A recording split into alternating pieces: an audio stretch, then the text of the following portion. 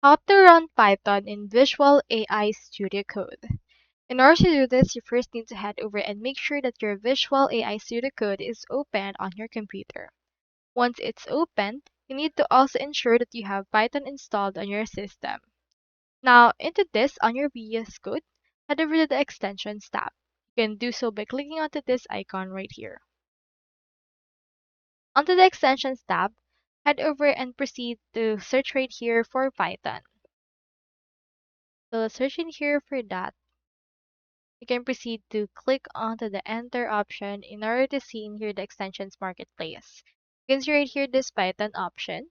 So in this, just head over and click on it. Click onto this install and install it right here under your VS Code.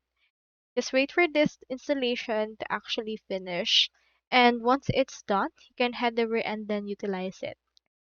So in order to utilize it, you can head over to File, click on Open Folder, and then further, you can actually create a new file with the .py extension. Further, you can enter a Python code in the file and then utilize this particular Python option. So I hope this video helped you out, and when it did, feel free to like and subscribe. It really supports the channel. And if you got a question, just drop it in the comments.